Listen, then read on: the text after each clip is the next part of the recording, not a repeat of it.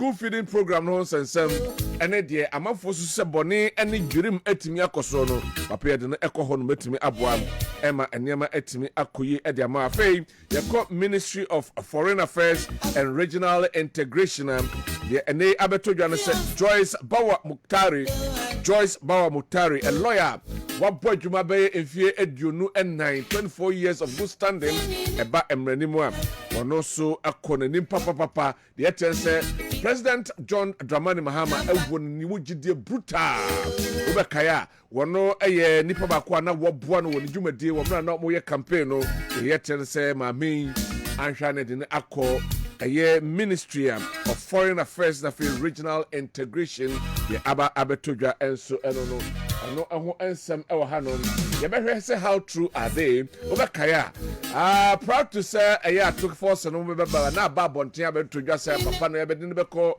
a Ministry of Finance na omode kata ba bonten obi anyi minister bia wesu ebia sa ba bonten e circulating ye hwe say saying ene beko akosie enso e honom afei Dr. Omane Boama kane na oye former Minister of Air Communication na ne yesi ahwe modern boa wabo papa said the only grassroots no etimi edin kita ho na Boama party no etimi ba mu a ahwe de ne be call aye Ministry of Local Governance and Rural Development and also the abetodwa eno yes remember 2 minutes man no minutes nya botre mame remember 2 minutes na halfway what the need enso e the abam eno eho ensem afa Ministry for Agriculture the yet say aye Eric Opoku a former minister for the Brown Half region who call aye parliament etwamwe for a number of years now a ranking member say ba agriculture ensem and the yet say ono so ebia na ni achim ewo ho and a host of others ye the ebe bremo but ekua piesie asari bediako se friend Kofiu se friend Yawu se friend Kwamiu boko there good morning morning me so ho ye papa 2 minutes better na me corner 2 minutes in 2 minutes 2 what 2 leadership in parliament the majority side okay na ya have for near tier 4 na information na Kessben media ya gather say no the changes are about majority side no and I may prompt to na ya meje ho na me 2 minutes per now say okọ majority side I say the leader this year I'm an appointment sir on no year finance minister yes and also okọ no na foforo be sene name na edin mi no e ba sisi Mahama Ayarega Boku Central and Asamase MP. Okay. All the offer Mutaka. Oza kanena no na didi this one. All my kana pense Mutaka either obet my be the leader or the deputy leader. Majority in parliament because the near kind wasumpa or bodjuma. Tama na o chief shape no unza juma o the parliament no. I mean na so ni pa. Enti Mahama Ayarega and Mutaka. Omumieru never ba ho deputy majority leader and the leader. Okay. But I can confirm say Mahama Ayarega will be the majority leader. Na Muntaka deputy. Deputy, okay. The Abanono. All right. I don't hear on authority. Okay. So Muntaka will be the deputy majority leader. Aswansi MP. Mahama Ayarega Boko Central. Also, the majority leader of parliament. Right. Now the leadership said the Honorable Roxanne Dafiamapo, South Day MP, or leadership no be. Okay. Kofi Adam, Boom MP, or leadership no be. Okay. Now Reket Kwaku Hagan, Cape Coast South. Yeah. MP, leadership. So the leadership overhaul. That is apart from say Kessben force and the co-finance minister no. One can no. You missing. So said before the election, the two just say for a purpose. Yes. For election. Yes. So they are going back to select new leaders for the tax ahead. Anyway. It is though. The leader no there. Mahama Ayarega as the majority leader. Honorable Mubarak. Deputy majority leader. The chief shape the one there. But these are the leadership. Apart from Mahama Ayarega and the Mubarak no. Honorable Roxanne Dafiamapo baby Kofi Adam baby na fe Reket Hagan baby na one honorable root we so beka ho into Obaba ko baby room. Na say no the majority side no omo leadership say na bisa kakoye. Me da say thank you. Thank you very much. I thank you too. Right. I want say Enra time 3 ministerial positions by no. Yeah. minority leader fenyo Maakye can say Mr. Speaker omo tuwe omo leadership be nipa be nyame nim ni nyina and obo di say majority leader also on minority leader omo na edi nkomo pointing to my yarka okay also me kind of say definitely Emmanuel Amakufiboa and Dr. Kisla Toforson on free leadership because definitely the two are going to be ministers of state position say basesiano NDC here in quote very strong majority leadership samum on say parliament no mu paya and now here the aggressive types when there were overwhelming majority this why we are anytime be about say majority no omo nkasa den numbers wo omo de he numbers no eba dia okay yen go to aba na you jama minority for na kai no matter na omo ha they say no omo here strong they have to groom people as well and that leadership no omo dey ba no nye omo competence omo strength in here because in parliament there you see the minority will have their say majority will have their way so there the person mo can be e be mo aka na mo ka wie dia ne ya hwese mo kasa tente the top on kwa so that say mo ya ye ne be to aba nti e kokoto na ba ye hwe the ministerial appointment 3 na e ba ye no na ye ni hu nkomo kakra Dr. Kessben Atoba Forson minister designate for finance afi John Abdullah Jinapo for energy na yahwe eye Dr. Francine Ayini Dominic Ayini for the Attorney General department yes I say fi Dr. Kessben Atoba so but onye nipa foforo e wo finance ministry if you say na oye deputy finance minister setekwe abreso na so he ni profile osuade na this year economics finance and taxation on say so be finance minister enye one side titoro bi yetimi appoint finance minister bi na finance pa no nim dey be the deputy and minister of state bia ono so ye economic guru abebata no so you need the finance, the economics, and taxation. These are the three things that finance ministry you. And so the kind who kwanya. The first one to generate the revenue. Kwanya first one. Kwanya the first one yes kano. Na me dia bobra. Na kwanya first one yes kano. Ghana the other do no for kese no aye taxation. Your direct and indirect taxes. Direct taxes they say usika we are wenya no. Abai say and a major frame. See, you oka 10,000 abase ta say na meje wo. So we a company abase corporate tax say na meje wo no directors. And the indirectors say abai the tax to ne ma ubia tobi na ubia ye bi so. No age sa tax no. Into your finance minister, you have to know this indirect and balance how them. To get all these things. Indirectors no ya na nipa ni hu. But ota de da so. Like petrol, VAT, COVID, NHI levies no. And the name I eto so. Go the Unimadia communication services I am a Ghana. Catch me over. Very, very enormous. Where ya dear MPP about Mampena Darko Fabreson. And almost said there be a Mabuni ya Ghana no. Also a momo ye. And sign ye Juman, bon some pay Juma near day. And on me ye. And I could you buy a redo time.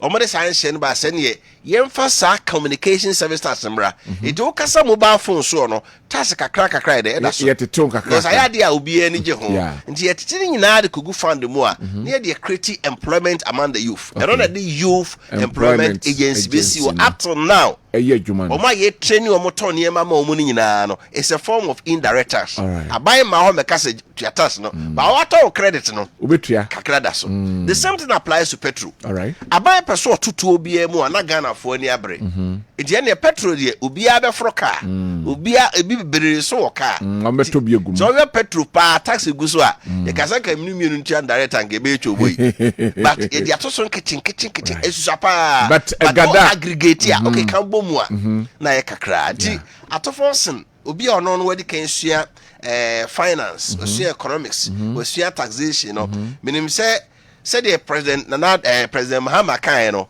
also about abolish taxes be betting tax, e-levy tax, COVID-19 levy but so bet me abolish just say what way is after so everywhere just say who kwan fufuo bi a ye the tax be den be sha na emu and akwa be fa so generate sika sa we ye revenue ye nya na sa tax we mi ensa na ye ka no sika de bra ye no so Tuba Kaya, Mintran offer, but let's look at that from that angle. So before Amampeni or Winnie Abano, they said the MPP majority then or Parliament can say, some of them can say, well, so we're winning. Also be tax, and you're queer or the Faswa, Obeniska. Hey, the no kind rationalization was several. What do you mean you free or direct? All right.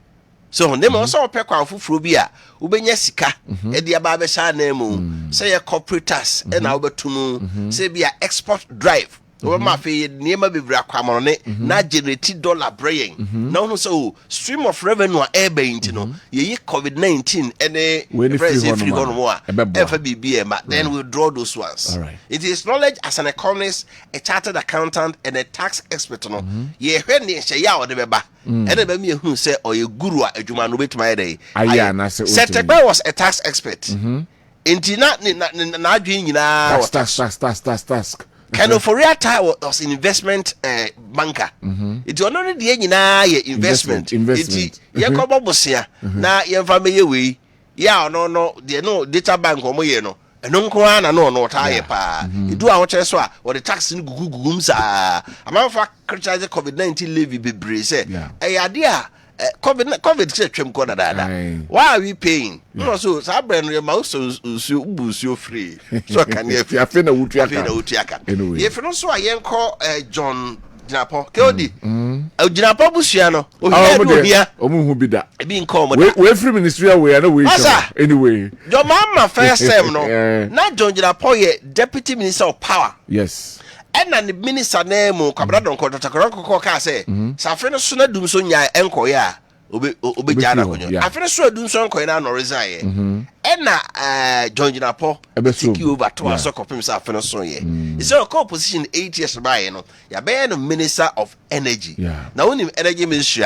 adwuma no so pa it be credit so mu bechem see e be petroleum sector no one area na electricity no but we have not seen that because obemeji ministry square be created ono so by me akọ minim say o kind energy ho asem pa but we hwe ni impressive CV your work so master's degree ahodo be miensa development finance will be marketing will be so economic policy management nine kura energy economics you have 4 master's degrees and postgraduate diploma in finance and financial law energy ministry no enye energy no nko an so hunu finance because be who I just copy sika now they she knows some financial engineering the laws around it so no so you be a megidi se adwuma no obetimi aye and now take you over na ka che ECG for say sika bi o payment bi o mutua bia no omunyaye na o mehwe na ontoto ne emayi se be ya no so bia ma ye heard Dr. Dominic Ayene on say lawyers in tell you so title doctor there are Dr. Dominic Akrutinga Ayene. Yes. Lawyers in tell you so title doctor. Why? Because some prefer more law lawyer Ayene. Esquire. Okay. We friend lawyer and esquire prefer no mum. Say so the doctor no be say anymore. Now I say ku school bi no nya abodin bi and our medical practitioner bi they don't normally use. The nurse and be there is also a doctor. But what is that? Yeah, one time use. But you be on so abin pa. No a deputy attorney general NDC friend say first term. But what try there so check. Oh, you be at University of Ghana law school. I try there or check pa. Do you know so no his knowledge and his competence in being the attorney general no it's not in doubt. But a honor or no na no also maybe I need to measure on me case on the court and the ability to win or lose those cases and answer some of them good so you're a lawyer obi the assembly to anymore and so to me establish your friend prima facie say me hwade we dia ensuo emudu me de kwa betimi edi kunim eti ye de ade no beto ani na hwe na hunu say dabi we de yes wa ye de but evidence if a law party unya ne bia amfa ntiatia betimi aye ya Say what that Jim Frank or the car when you be guasi. Yeah. Indeed, we may attend general Sani man and the who say, when your case in all Bobo and Yemen in I know, I make I say, Rock, I'm your say prempe, Stack, I might be possible. So, no, so be ye, deputy attendant general. Was sick for time or more banner. Or what to say, this MMDC be bread, this guy. MMD campaign but obey deputy minister no or call for audited report from all the baby or transfer here mono then yasemwa yeah it one for behind your day this all by attorney general na my party my hey we yes this guy for no call no one for law knowledge wouldn't evidence no anya adwuma na prepare on the issues baby court to a some ban. So call 1, 2, now still government case or pressure the bonyade in yeah. So that looking at his background and then why ye law over me on kakra. The law no law na nkasa mu no e bibi kakra. Obo ho a law utimi se wa ben pa. Yen kira de na nkasa yeah. Obekira pa ba e ba practice problem wo na onya de sa. Okay. The difference in teaching no and difference in practice okay difference and this is why when you now had be an academic credentials and kwana ka say based on these things nti obey good lawyer or you be mistake all right. So anyway. Because how to argue your case in court I'll be convincing judge no law yet 1 + 1 is equal to 2 there be so 1 + 1 between 3 4 5 yes simple sir into your ability to argue your case say obe tilt judge no adwin abade o kaso no eno ne ade a ede here to bo obe check come pa but the court to be a obelusu right into omomi and say this is what we can say initially about them but yentwen other ministerial appointment say the presidency is going to disappoint a number of people yanko hwe numra yanko president some kind numra to look at issues to do with the economy and all that. And so I expect that all of us who would have a role to play would also do the same. Now the difficult part, I cannot do this work alone, and so I have to select some people to join me to be able to deliver the resets that were promised Ghanaians. And it's coming at a time when Ghanaians expected a reduction in the size of government. And so you will want to be in my shoes when you promise to appoint only 60 ministers and you have thousands of people sending their CVs. Definitely some people will be disappointed.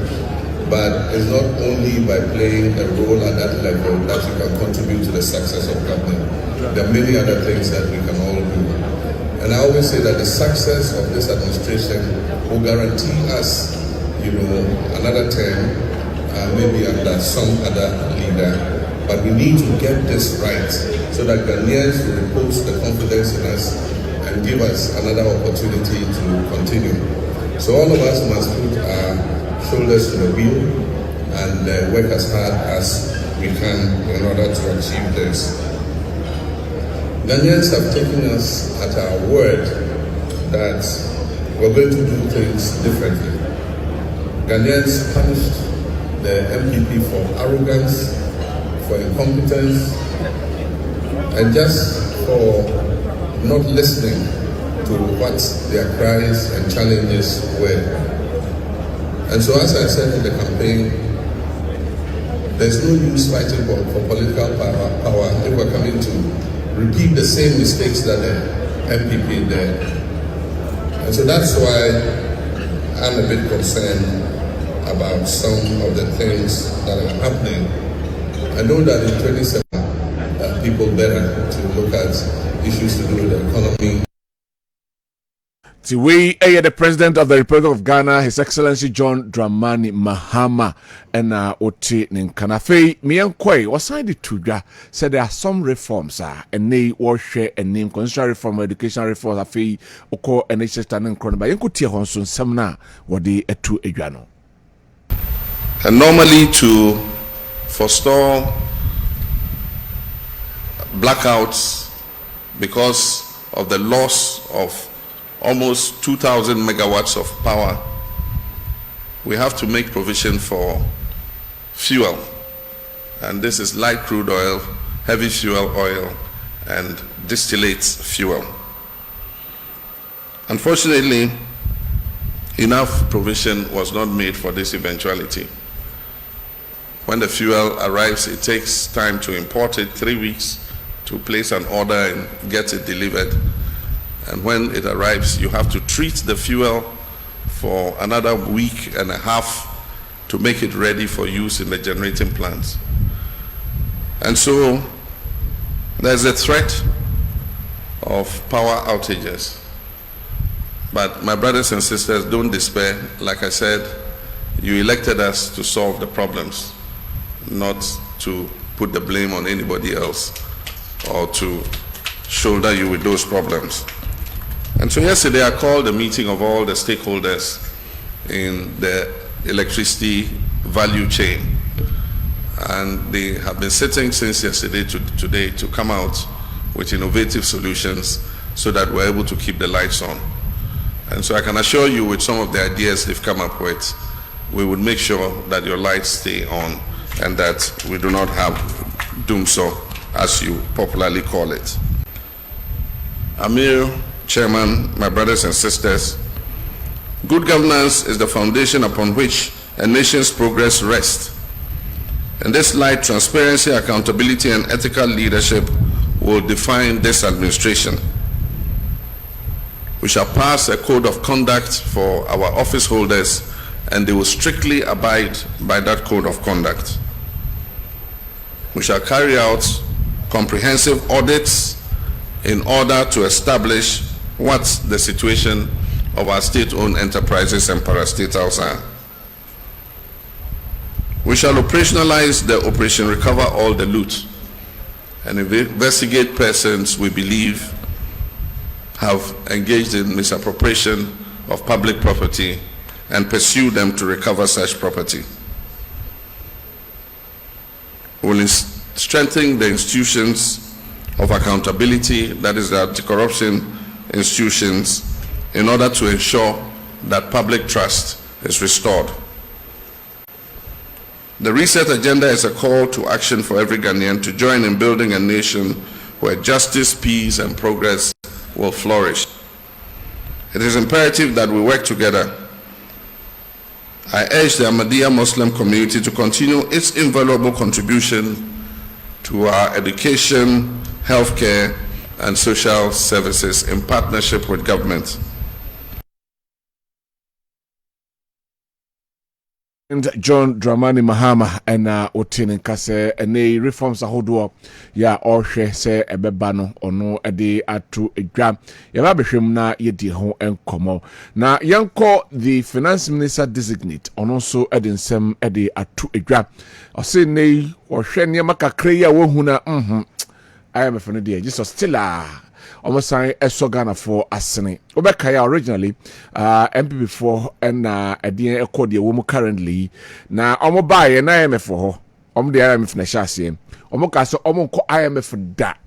Ye near ko IMF. Now the NDC starts their administration with IMF. Omo sign atwaso like the MP4 atwaso omo call for extension. Omo say omo ebeko. Originally kebe ended 2026. Na eno so yahwe ehu ensem na yaka yanko na fe yenti Kessel ato force no so de sansemi enso edetudwa we ensema ode etudwa enso efa eye IMF de no enso oho so hwe nema aha enema enhyeda enko yenti o se Ghana yasan eko IMF na omosan beboa ye osikasemu na enema enso ekoyi enso oho eno so eye de efri ho no ma eno so aba abeto edwa. So wafa ewa na yensan no suko ewo ensem ya aba abetudwam yesha say from the president ensema wode atu edwa no efa reforms ahodo a ohwe ni mo ka o said that specifically SI eka Operation Recover All Loot ho ensensem okuje to Dankwah original the name abetudwa say niema a o cover no so amaka so mo de betudwa ebe shocking na more report on the other report no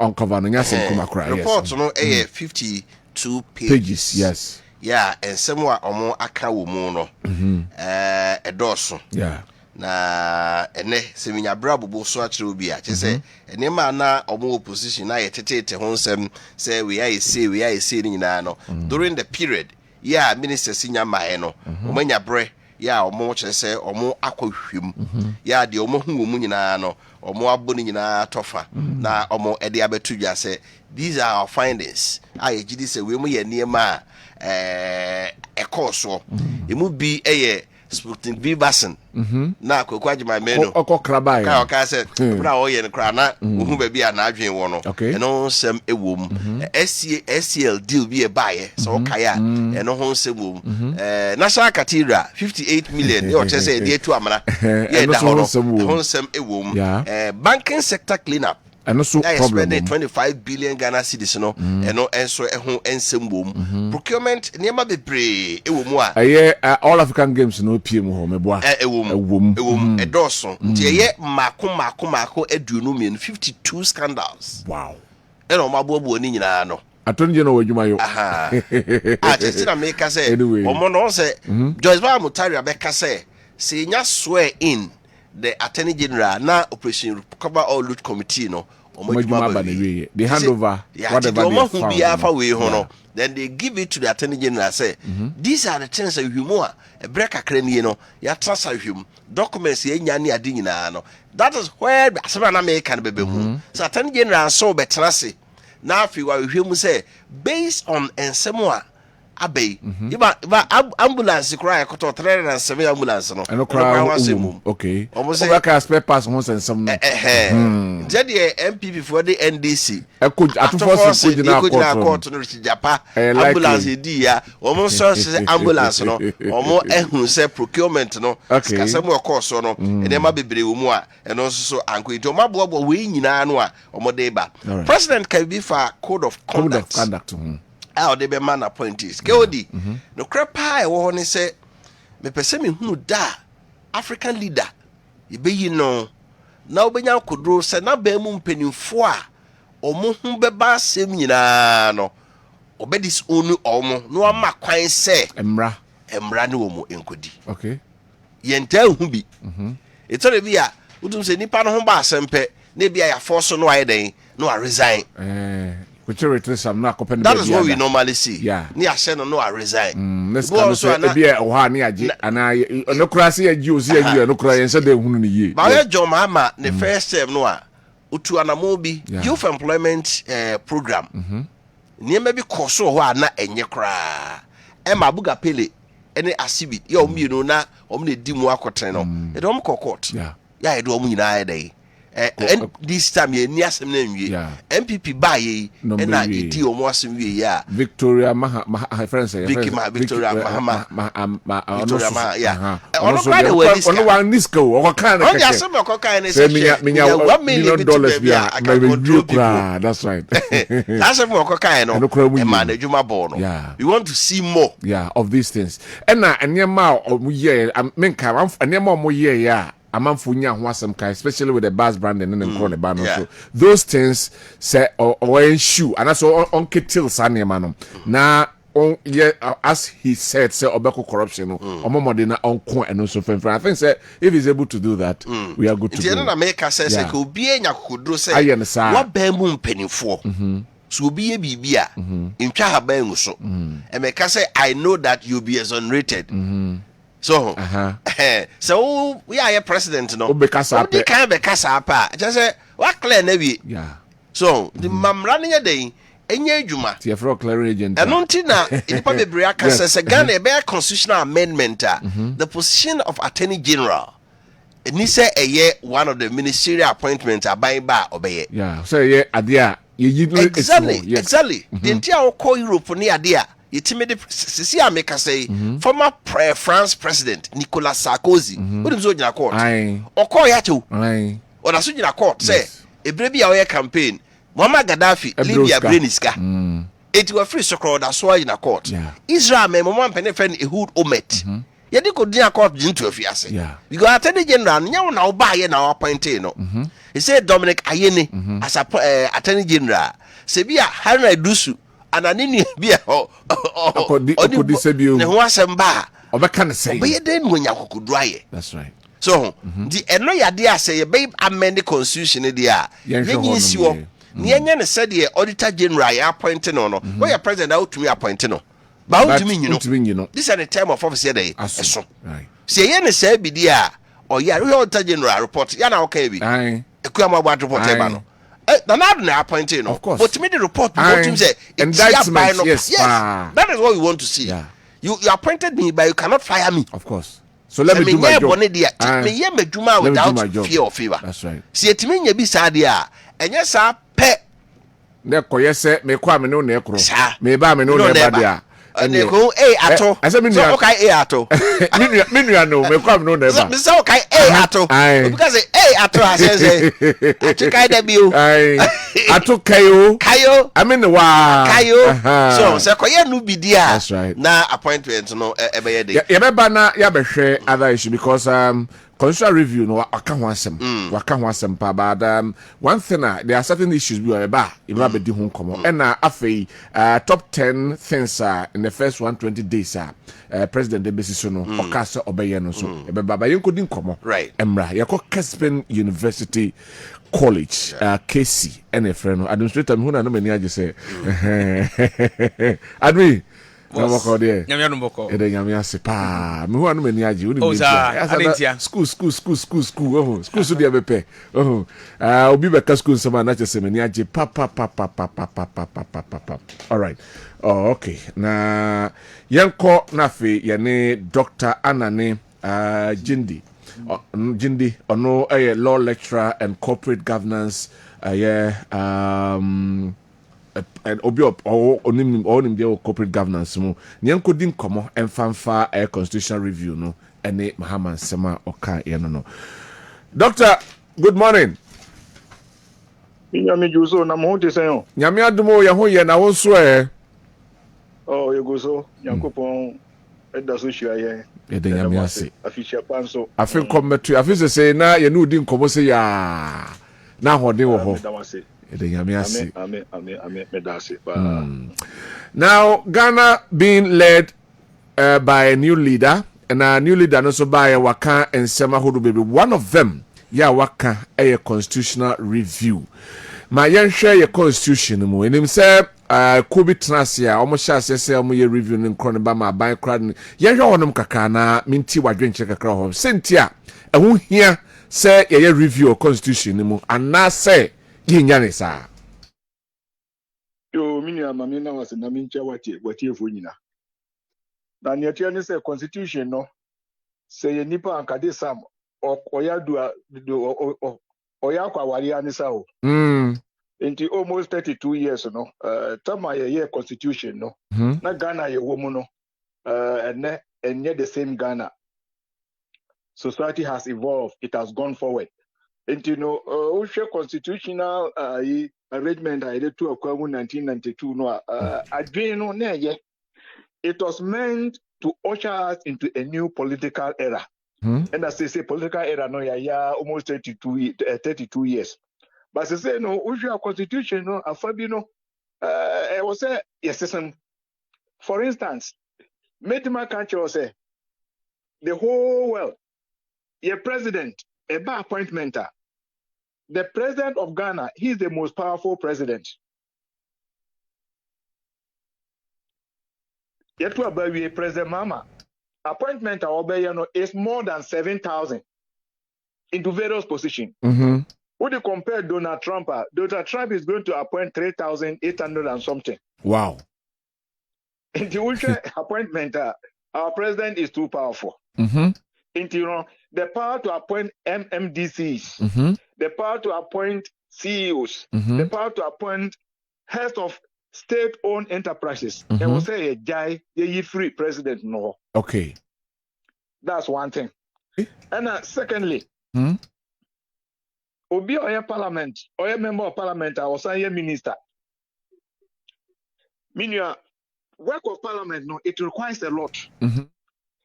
Almost standing on as I was we at least a member of 3 standing committees. Okay.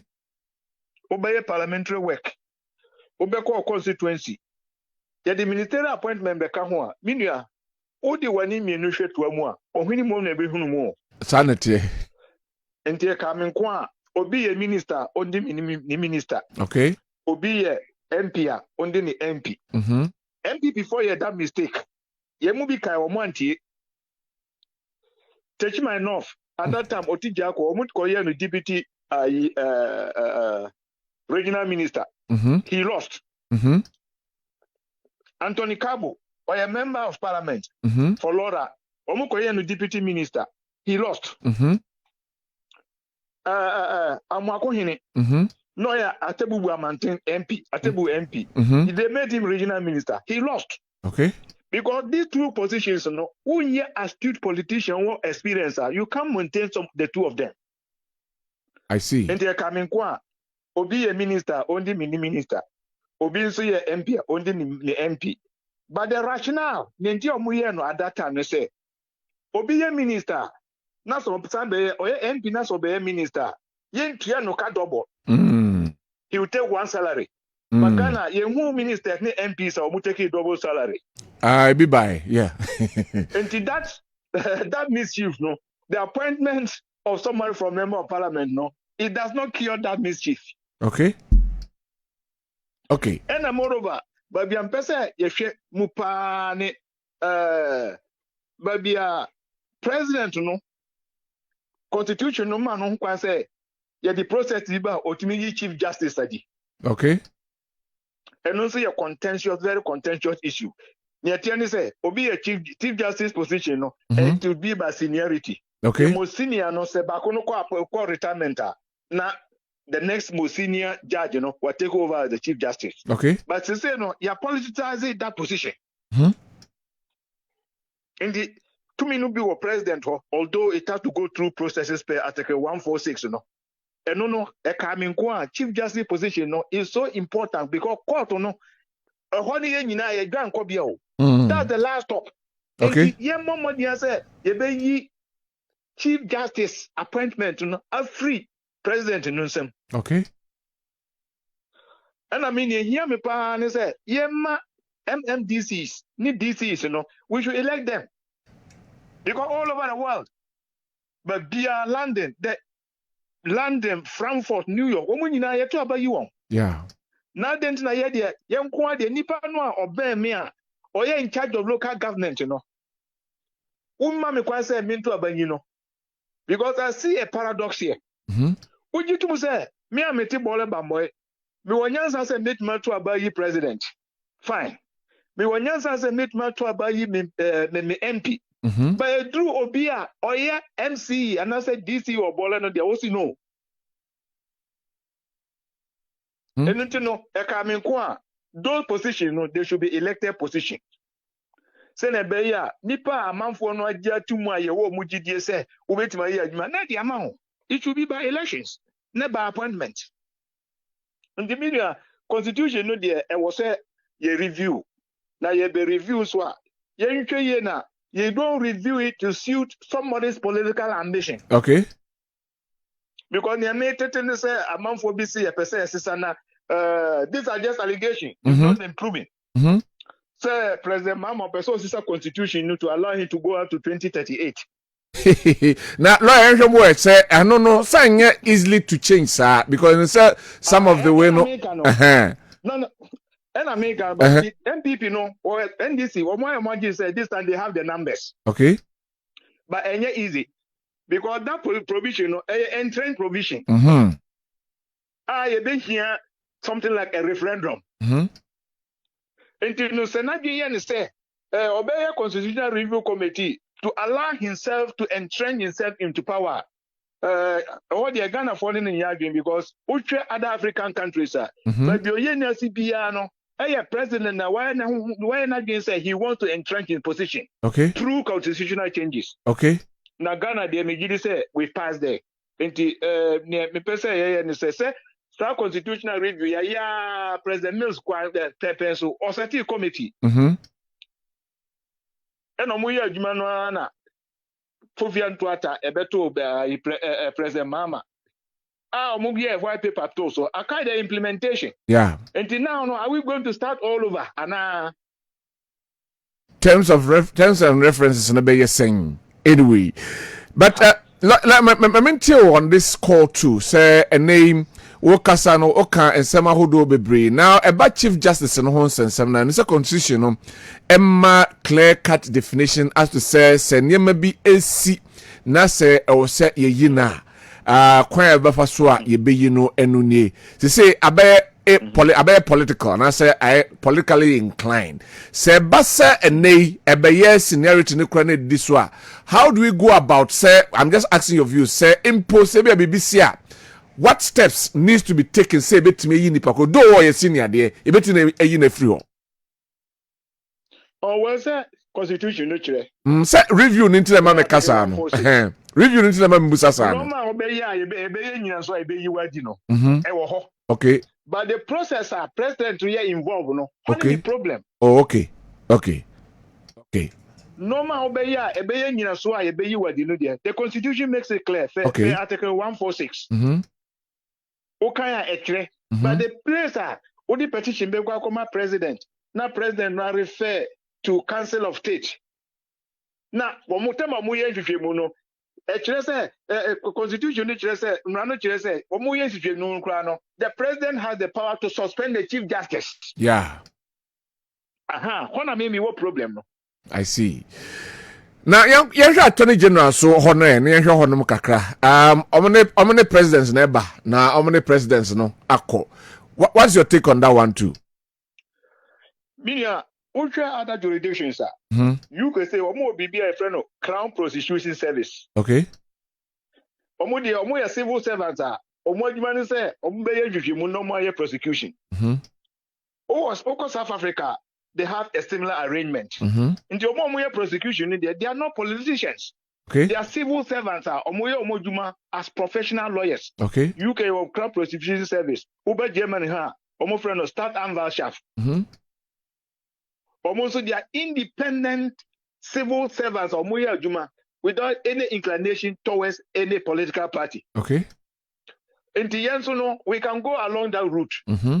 Omo mere prosecution no omo ye pure civil servant omo any political inclination bia okay in the be here yes that aspect of the constitution the attorney general the power to prosecute no prosecutor powers no ye free attorney general no na ye ma a special body we can call it whatever South Africa for ye be UK for ye will be German how almost will be they are ordinary civil servant as professional, so that we decouple that political aspect from the professional prosecutorial aspect. Okay. Right. The yet say the Mills Shasia no. That is the information we gathering now. Say a whole number Shasias into committee now. President Betty no. Baby almost tall. Almost 80 and a whole number Shasia into every. I think say it begins or it continues from where Mills ended his Sanamatimo lawyer. That is a good thing. Okay. We are not going to reinvent the wheel. Yes, I'm quite achieving. There be. Is good. At least they have a template. Omo bibi ebe gadi won as to what to do and I say where to start and then where to end. A good thing. So let's start here. I commend them for that. Omo to assume free ho. All right. May I share a orally a operation recover all luti. And now yet to say omampene diabetu just say oba operationalizing no. Maminti wadwen check akranso ewo hon because there were a lot of investigative institutions ewo Ghana Hanma. I think they could have taken over from what that is my opinion though. Minia, no, we are a journalist. I don't think so. We have to take some of these things serious. Oh, okay. We shouldn't take that serious. I have examples. Okay. Before 2008 elections, a man for the book do so way commodity bank accounts beto. Yeah. NDC for taking power in 2009. How many prosecution? And no more succeed I get the convictions. Indeed, me find say prosecution no the omo ye Omo ye 23 prosecution. Nina failed because of lack of evidence. That's right. And the media, ne omo kano de aye political talk. MPP for so by no. Omo ma enti ase say NDC for we V8 e castle Jubilee House onyina. Obibo ma enti ase say V8 kura no moto no sekele wele ne chinchinga. We heard it. Yes. Oh, it's the same thing now more play. And already said there are bodies. Obviously, Obia Bonibi, Obia for buying Ajapadibia and Yenny Kwanswa. You refer to the relevant body for investigation and prosecution. Okay. And you know, purely for propaganda purposes. Because they say who define what is looted property? What you want to Emra. I am ready. I said, "You can't work parliament. You can't work to office. You can't work court." And the loot no crown. Who defines what is loot? Anyway, just a law court. But me miss out. Because voter ready. I go that hotel be. Almost this hotel no. Okuja to dia. I did my investigation. Almost in India. Okay. And the anunto no. Can Kwamodi say oh because what ba muda nunti no. And also property no. Tal hotel no. So and also a loot ana. Asem sabe. Say, there's a change of government. Yes. But we still have the constitution that protects property rights. Okay. And you know, Uzi Makwabena Bibi, Uzi say looted property, refer to the relevant bodies. Many MPP ni, who frame is our committee no amenko. Oh, okay. You throw any more won't call. Because that committee, what is their locus? Anyway. Right, maybe one first one son of Majao na yako. There's this cry for national development agenda. Na ebe a friend saying ababi aba or no one policy on agenda or deba emma in a way to me the development of the nation is stalling. I mean to agent so in relation to say review your constitution. Already, the constitution now making provision for National Development Planning Commission. But is it working? That's the question. And you know, constitution are making provision, but yeah, mini panel, a commission in Yajumo. It means the immediate commission, it should be non-partisan.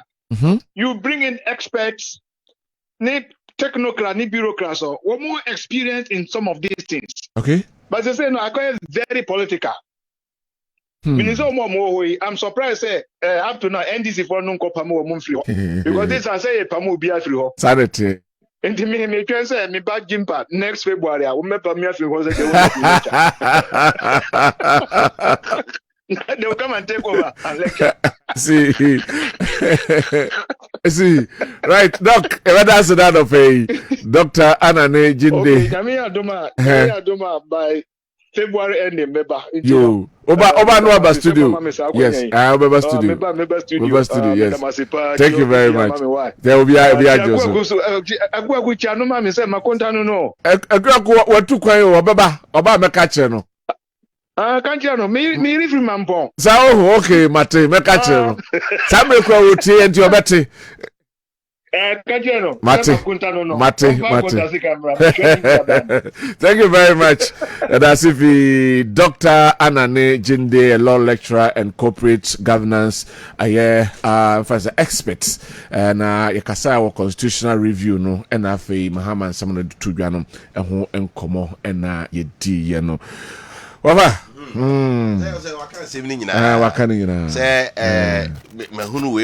Say game near day. Evidence. And I say the prosecution is say attorney general there. I'm telling you, you will not get anywhere. You see, I say I didn't know crew. You find share body being sa. Body be one independent body. No anya juma. But kwa attorney general sa. Anya juma. One ni anu mu ne you ba ko say okoya attorney general. O ba ya na do ani asimi so. Party for kra masa. Ofi on be ba ho kra masa bo bi say nya agro. So the idea na de yenimu Ghana yenim no kra. But we are not practicing. We know what to do. But the way be so e be ye adwuma no. Baby amene na akwan kra yenim na ya na yabu ani agusu. Baby amene na anya adwen chief justice de no. Okay. So kwa America kra na a president appointed chief justice. Okay. But a position said America no ye de mawa. Security of tenure. This all ye at the boni bi. Said then it's couched on that same line and I'm a but still I am not political influence, you know. Especially when it comes to cases in the how has America near the no or Matimia manager democracy is here from home. Of course. So you have to grow in that way. Say, oh mami to me, and I'm a Juma Bisamenye. Now say Juma Mentel Naswa, to me Sume. Okay. So yes, to be now so and you okay. Say Mampeni yo minister and this year. Oh yeah, Chilanko bit by but Chief Justice the entity, okay. President Crown process no or your conveyor belt. What the petition commander or no the court a command Chief Justice. So none who about someone no next person no and the bay human. All right. No more established saying in the dear a bar. Mampeni to me say oh you would offer any say when it comes to your memory, ever find a soil conveyor belt. If actually he wants to do it, he will do it. And as I can't idea, any different attorney general, some grass, who been could you be a son, so be any movie. So no Kasan Kayan Tibody outside the South Africa nominee, UK. It's the American, a honor, you were the office of the attorney general, office of prosecution. All right. In the ministerial position. Yes. I know more the entity. Yeah, individuals, I was a friend of attorney general and minister of justice. Yes. So, the man minister of justice. No, you see court, you 5 judges, we. But cases of prosecution, there, you have my body be a training woman in criminal or those kind of prosecution, financial infractions. No, come you, Majuma. We end this in you told say what this guy, or betcha, we MPP near. Now, you see, Obama may. No, that's why, the constitutional amendment be a banner and touches at the end. Mr. Corruption, I cannot. Yabeka, OSP Beckham, OSP Beckham, OSP Edian Pan, OSP. Aye. Anyway. So, OSP because I in the home baby. So, that's at the end. Nana, yeah, okay. Mood. Yana minya bar. I'm kaya gatini. Yana minya bar. I'm kaya and gatini. We mammy. Let me see everyone fatty me. We never met him. Anyhow, better anyhow. No problem. Now you too. I fish up. I come to you. For the medical and I fish up. I catch him say be a fine. As also a Jemmy be watching. Oh, you. Of a wood house with the bridge. Oh, yes. But that's me. I didn't share if me for a clinic, doctor time that so on and Abramo, Yamia Domia Shav for Frase, or bad dear or Mount Quano or the Abram, and Untiama Obibia, Afisha Pa, Nani, a catcher was saying, I fear Tremono say, Yadia be tail, Yadia be Ama, well, who are finished so, Yadia be a year will see one time. In the house and Yankopon, where new year, me patcho 2025 Yankopon or no Edini ye pa, a son so one day, Abram, na say Yadiana that's why no more. Any year come for me, Dima for her bar at the amount. Namia Drum say, Ya Peja, ye mudromo, I'm a hospital, ain't a medima for her bar hospital, a ho and a year bar, Nanya, when you na, Doctor and Nam Nubna, and her high so was at the amaye. Me patcho 31st, no, me did it said, do na, ye jiddy for your cobom pie and your qua sorry of money in Accra, qua sorry, cause rather than near maybe cotu a radiant name. Nadia na a dick kind madruana, said Radibema Woma Pumudepa, Majidi Senyami Otiem Paibo, and Nuntiwati Yaka, and it's so Betuana Mo, Nawaba Midima for Eba Hospital, Naya Wunshumo, Naya Wusayadi be a hintao, and Naya dear Bishop Babia, I fear yesimui, Ebehao, Nama will know but I am one, yet to me to a say at the amount. Me patrol ye slogan Ayaka, Sanya when you na a tatia case no, yet a soa ejinem, a son say a year Juma, or be our dinner Yaba Midima Fubia. Sam Payadiano, no, send a tatia case now one mum, and an no, and ye see and Kitapo man penu masu ewanum, Yantra which a mum penu masu ewanum, Nina a ye Juma, it's a messel Yadia been told that's why Kitapoma, Bramidima for Eba Hospital, Yadia and Tiwood that's what wheelchair moi, Bramidima for Eba Hospital, me patoya de breto Yadia so, na a ye Juma, ain't it Sawuda so art one of na Yadia be Hawa, me pato Brania Fabranto so, now 1 hour by me a de breto so no and nay, one nyina enya dance die. Your number said Jumano and noa, yes, Sanom, a 0244 77 42 82 0244 77 42 82 and 0500 72 15 0500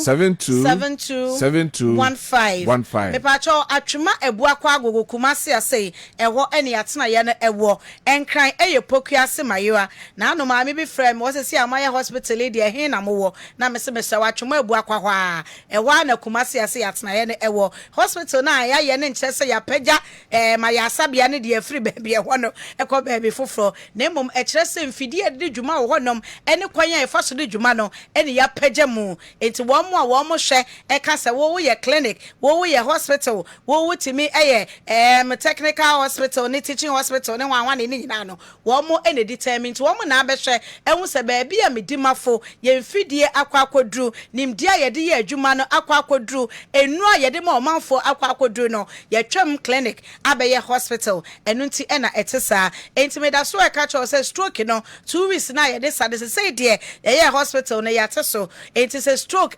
hawo ana stroke ama wo fa adwojo stroke ama sebi won kaya de stroke ama wabubu agu ho no mo ye toso mu a 2 weeks ne kura wo ba wunya obesori na afa niema bi a na wuntumi nye no wankasa watumi aye wani so yo wisi amepa cho bra wo da wuntumi enna insonia ade pa because ni pedua no wo ama na enya ahomegye yi a obesori no na asa wafie waye no fe wunye hwe nso na wote bre wani pedua nim it tells you say enna so ya ade a ehia etime so se wuntimi na bra medimafo na ye moa obi se me de ye mojawe ya de me moja so te enye se me nidi manu mojadro awodo nyina enso me moja so te na etie eye di enti a cho se bibi woni pedua ni mu a ekoso a masa de no esie na wani wo mfa hu no de bia me kama asem se enema eye ya akwa ni bia nyame edi hinta ye ni pedua mu no age mfidie ene tume kire se temachu bi aba ho ne ewe ye honam ani de me ba ye nka bibi esimafono ho a arekwa na mini wo mefia me ba ka me nua be ma be ka kire me hye ofa ko be ka sa ama ne de na ayo hey na mani aba so na ne anamo bi ho ne mu amatu na sabi me sa a ehye mi mu no eho aka me nua be ma hu no me ami hu no ofa hu no age afidie wo kidney ho aka obi hu no wo liver ho aka obi hu no na sa ne ma ne so na eho ka na wantu ho na mo ntamu a ede wa wie ye ne ba no born too soon enyame na de ma enyame na afa so na nyo na afa wo de ama wan hweso yie enti mesraw afia yesimu ide bra na yen screening wo liver no yen hwe wo kidney no yen hwe veins no obi won ma ne veins mu asisi enti hawa wonya nyina ne se emuje ntimi ne afurisa ne ye woni pedua nim ono ne hawa no e na akofa nyare wapi na ede abre no obi so de yesrade a adore ni pedua no e na akofa saha no ede aba meso ni nyina e tatia case e was ye wonom e ba infections awodo say ye prostate infection say ye STI nom any adede amesro yen sebre wo ho e wo medimafo doctor time da so nko an ba wo a onye sika woso oba ne be ma no emra na yen hwemo say oba no infection bi na wudunya ye e na won treat ma ne nkoye nti ama wo na ye de ya doctor be treat ne mu ada ho oba wo mu won sabe pa cho untimi enyin oba wo ovulate wo konyin sen we e ya ade anyame ye and untimi mbiti nature enti me pa cho bra na temachu bi abenti a e de sa ha no aba no medimafo eni emfa emma esanse ono de o se agede ne nsago ne bo ana e de na to adaka menem enti sa woti asenko a na e yade bi na ha ode a e medimafo doctor time eda so ye numbers no e ye 0244 77 42 82 0244 77 42 82 and 0500 72 15 me pacho diabetes ni pressure ye manage enti wo de no aka ne ho ama so tia na eti obi won ma diabetes di hu na se be yade bi na apese odi susu no ne so tia na eti o didi no wo fon me ba cho ba na managing farmer obi anya diabetes 30 years ni wote ase enti nya wo na ebekun wo wantu hu na mo de a ene wo de saa na akọ na emom utu na mo eba medimafo heba hospital a doctor ebebua na say na die wonim se ba bia ye ni bibripi popropo kakraka mema ne munim eye medimafo a bibripi popropo kakraka hotel Kessben chachra 5 cities eye medimafo ti afie twa mo ne da so a ti se dream paboa afie die sa dwe na no te se na ne paboa na ne paboa emie mu wanim tia mesro ma na ye wache na na ma na de wanim atwetwe for ma che saa ho nti afie die wanim mranyam also wanim branyam nyame nim ne nti ode bo animu no afa mo akire nti mo wanim mranyam bra medimafo ne anya ne kama emfama 0244 774282 and 0500 7215 kaisa yare ne yare for widimafo medimafo herbal hospital doctor time daso bedase nanama ena otirin kano doctor time edaso na yebeko na afi yane Kessben University for so atos ba men kan messages na kakra ya ba na afi ya behwe ensem operation recover all loot eniamam dia ba betu adwa president 120 days in office eniama obeye ni nyina ebebobo ho hanan amoni fita ewo asama kese ese good morning over association oh my word hey sa kanso sa anyway mama momenyo over good morning. I think Ghanaians should give President John Mahama some time because the president just resumed office. Regards to Asamanka's MP, okay, or no dear banono. I'm so my boy. Anyway, the best way to solve an energy crisis is to privatize it. The readings of the meter and collection of the money should be handed over to a private company. Say Kabis O near to be a same and or the way a brain. Lawrence Boache Tafro Bucho as a new Asorin Quanta or say near interior filling station. Security, please. Are you aware that prices of petroleum products at the pump have been increased? Yes, minimum say atum. If you do politics with fuel prices, it's your own cup of tea. Indeed, we have voted for change. Of course, we have voted for change. Let's wait for what happens. We honorable Kwesi Eche Onosu Edibi Abrene Anope na Ose Ejemen Self as a Chiwa near Efijasi Asante. So we thank President Mahama for his first 3 appointments. We have seen the work of these 3 ministers before and I assure you that they have learned from their past mistakes. Okay, Honorable Sodia Odi Abrene. Say I'm enjoying this powerful morning show. We free aye kujo asempa furniture works Edum Kumasi, all right. Yada see onodian comments appeal to do me Kwabena and so they be Abraham. I say I'll reduce the price of cement to a flat rate of 30 cedis when elected as president. JDM, we are waiting. Ghanaians are waiting for you. Special greetings, okay. Onoso Edia Odi Abraham Anope and so enonom. We secure the government is to solve problems, so we don't need excuses from the NDC government and to our Congress. But we are waiting for the removal of taxes you promised Ghanaians. Prince, Ena Odiwe Abrene Anope. Okay, so that is it. Enti Omai Boajo Ampa. Now we voted for a new president of an hour some count. And you muna me bono some count. Oh my God, that's all could be a similar. Oh, make be a some. Maybe you miss it. Or from Patron from now. Anyway, Yango Kessben University now. Yending Komo Emra. Register. Yending Komo na. That's why I share with you for no follow. In some perfect Kessben University College. Said there be an admission for 2024-2025 no. I shall say, you go so I or more imagine some person deal with your papa. Because your papa in Kessben University College, Kessben University College. Once a motor education for development. And yet the obery now for you won't mean who the other name dia. So I said, Tia and Yabasi a petit member in Penfo.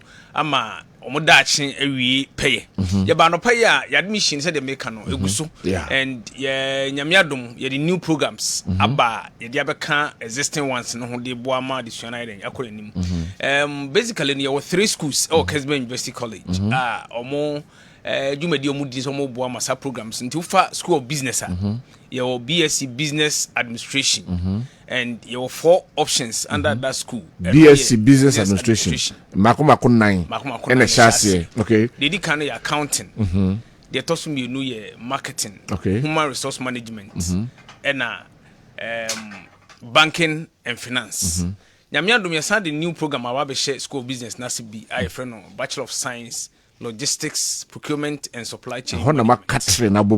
Very good. Untanya 3 in 1. So I said the end say other schools need na run 2. Either logistics and supply chain management and as a procurement and supply chain management. Okay. Normally no ya na supply chain management ne ka ho. And I the 3 no logistics, procurement and supply chain management. So ya kasa asem na kirewa. Because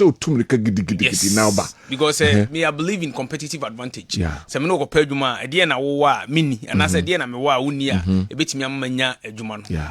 And na wo buy in school of physical science and as a school of applied sciences and technology I be brief no ICT your BSc information and communication technology and your BSc computer science with entrepreneurship and also a new program ye de aba e de bebo ma additional akonenim and your school of social sciences and humanities and on your running BA media and communication studies BA politics and international relations and a BA public administration and leadership studies schools are mabosu nyina no ebia o diploma your diploma in business administration diploma in information technology and a diploma in media and communication na your school of health and allied sciences ni tie mu nyina say you run BSc nursing and a BSc midwifery and these are basically programs are you run wo Kessben University and say you say obia de wo your degree programs ni nyina A1 to C6 so the was neighbor but e bia binti no wonya E8 and as D7 akwanya wo say obeba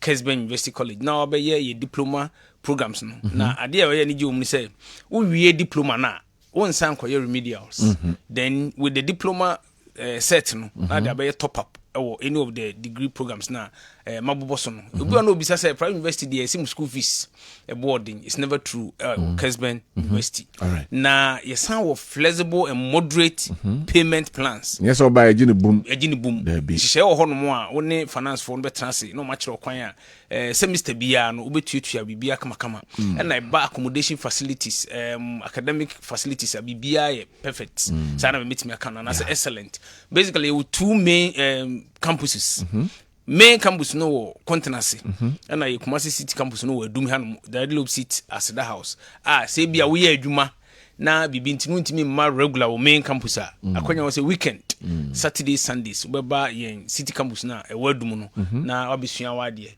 eja wo ba o bi kra wo beba na wo fo bi eba ebon bonso no na ba school say bebia kodu no panyini adesuam so ni nyina ya accommodate wo ba lectures ne beto was men kasa ma wonti na mintimi masu na bi any excuse and na if be mature application e bia when you 25 years or above na resource no ankoyi a akwanya wo se obeba Kessben University College no plus mature student na usua wade nkakra ye affiliated to K University it means say we wie Kessben University for now no K University and be award certificate nti wo hwe set na K University ne da so fefe kama said the obia timidi K University set ye bibia na na we Kessben na obi set at the corner all right na obi timi for we say private university de we awunya adwuma ka odi enya no kre omunya botre so misconception bia enya ha rounds enya Kessben University na the F ne say wo hwe yen past graduates na more than 300 now absorbing into the Kessben group. More than 300.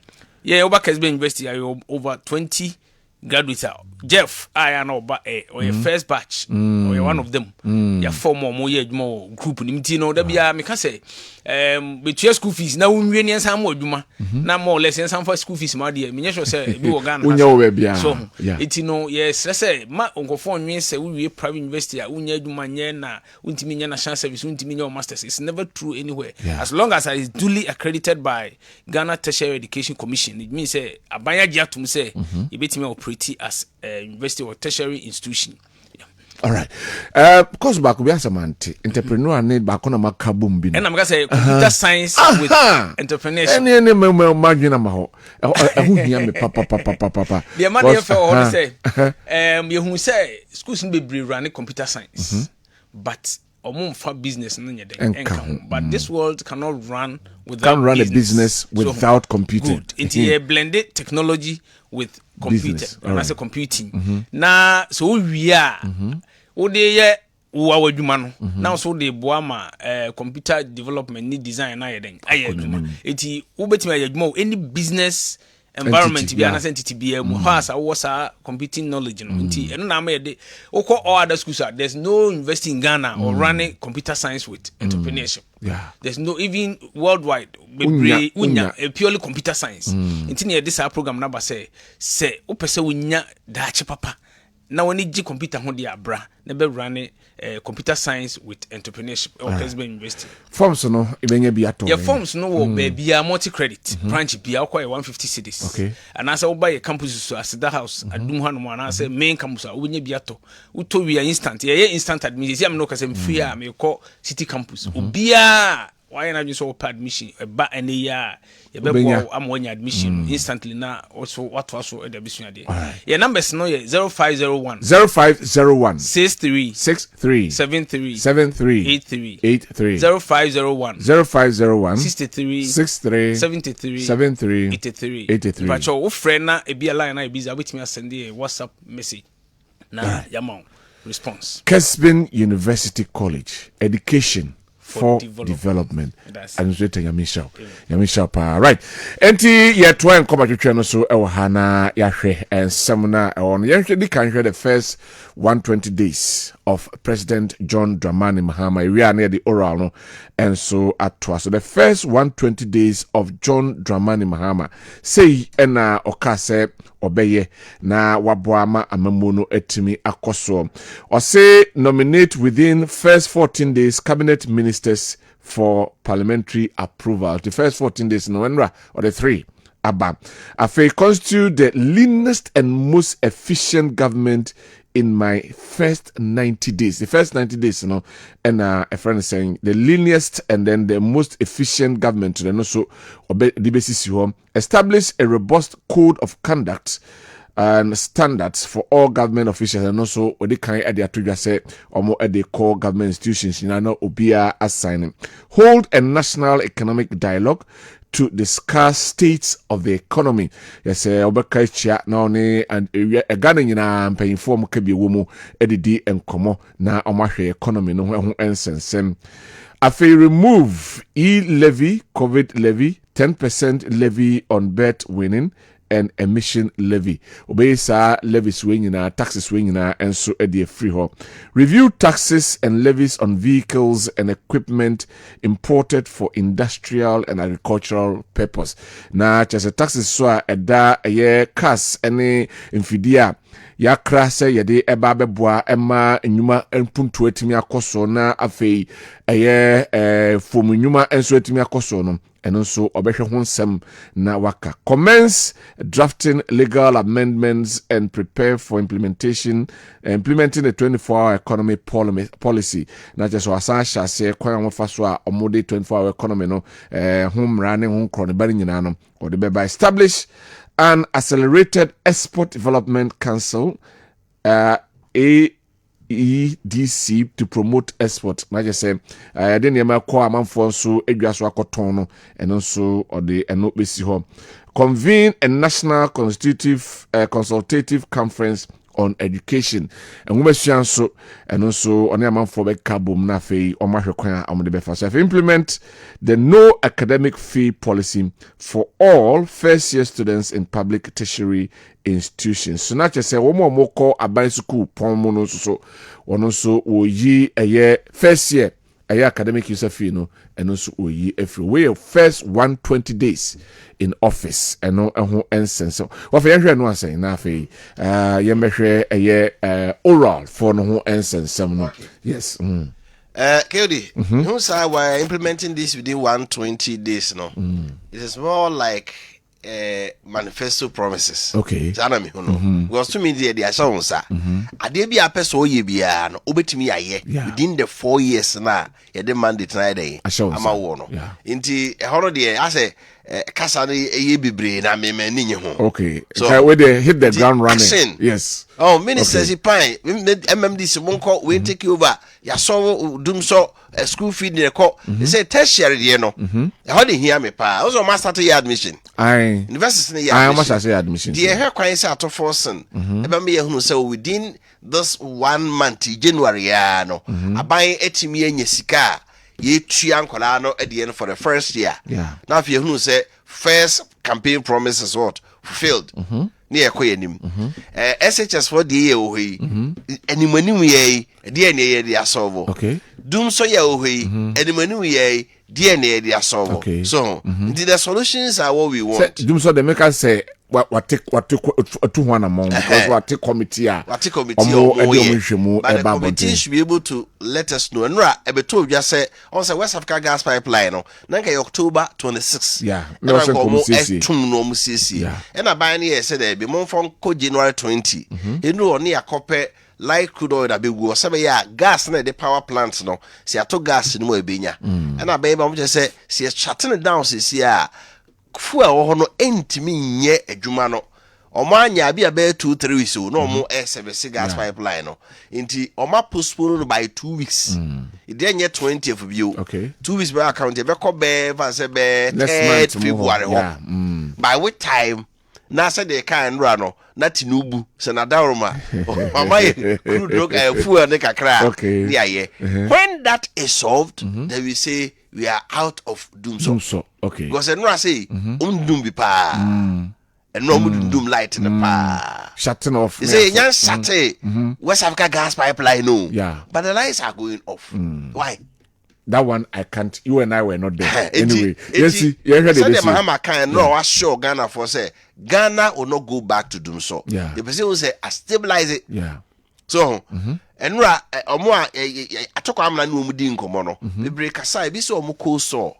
Hey, so light no esa say sa omo nam no obi obetoko timi say de ba say sent here dey ebem. So in the action ye na bia within 1 week and 2 weeks to be aban ne kokora na oni enough ho a ye mpa bi mra na kane ane dey enyina so right na school for no de no yenya hu solution bia for now because up till now omonka ho hweo yeah waka light in the obey was see a holistic review of Ghana's education from kindergarten up to tertiary but what are we doing now to solve the SHS problem now the short term no because almost school ya te say shortages in na so about what is happening so eno akwesi kwa aten ya no ye PR my education ministry o si di enti ade na ISA ne say suppliers no process na ongoing but Mahama say boss oba o person this kind of headmasters no bia koto enti oma hold on it is a supplier what will you do you so also be agitate say ope odi ana so be president o fa niam afoforo e say ope usika na wakam no ba ko fa niam afoforo di courses ya what do you think will happen you hold on ni ahwe say na kwakosi ansa anti that no explanation for the that is anti ade a ebesie because of the change over na masane manabenti even the financial market across how there yes ye to abana hu say president na oba no say na the policy tia won say financial market obi a twen time America for beto aba no a push no buy na che say ura friend say Kamala Harris na win no share price na drop all right because businessmen are no more support to Trump, bro. Or me, I said, I be so bad on everybody. I say, if investment a year. Hold on, answer. But ye bumba banner Trump winning na straight away. Price in our pejaya. Yeah. So the speculation will be BM. Say Mahama budget neba. Now because say I'm no more going to centralize the food supply to SHS. It means a budget you know and capture we mana was supply in January no. David, hold on. But I think said they could have worked on an hour for what do you think? Before that, we have a record of the suppliers. They should have known saying it. You have the record of the suppliers. Let us engage them. Say abambe ni say, but from now to be a match na budget ni be banner Montreal and supply. Okay. Na ibetu ya moka. Na mama headmasters no so hu say most perishables no baby amokoje ye no mo prepare invoice ne dey emra na mo so ibetu ya moka. Na de ne continue. Ene enmanum ya mo nka bibi mfa ho. Ne ehunu what they are doing about those things so that we can move forward. All right. Yanko eye oro na yenhwe ho ne ma no doso. Ba key ones no. Key ones no ne yamboboso.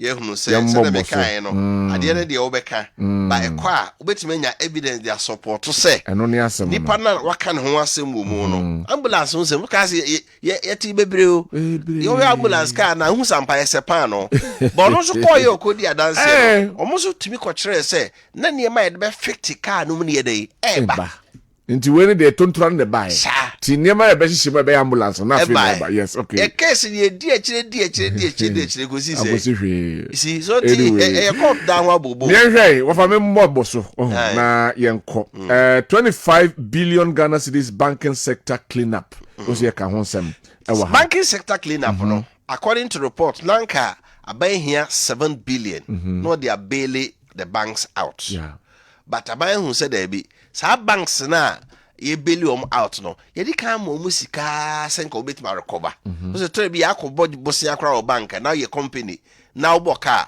company say timi ma usika foforo say fa ye adwuma na tete e Canada no that is what was happening in the banking sector. All right. It is 7 billion kedeme mo no message no na so na was be include no na ye fank keke banks bi ho ye ntua customers na o musika ke from 7 billion ye ko wi ase no we spent 25 billion. Yeah. And no we are going to see whether it was worth it. Yeah. Friends saying comfort me or the by causing financial loss, willfully cause financial loss to the state, and as I say, cause financial loss. But so when you work for me boapa na ye okay, and no mention causing financial loss to the state is not a crime, but willfully causing financial loss to the state is the crime. Of to just a screen is television and that's one. Inti said your mark can one seven and a ye a day at two hono. Inti and no and some na fay ma young koi and another Dankwah for the private jets. No, and also so luxurious presidential private jet travels. And also $2.8 million. Yes. No, say 4 million per trip. And on a coba say yes, President Jaro. Anyway, and also the presidential jet no so no me project here my also the type of jet na me pa to so my madaroma no ko hu sa type of jet na president hide to kwan no ko high bia the trip bia serious presidential private how much you paid travel and so be magana sika ko fa baby bonia and the beka ho asem right at the $58 million National Cathedral sinkhole.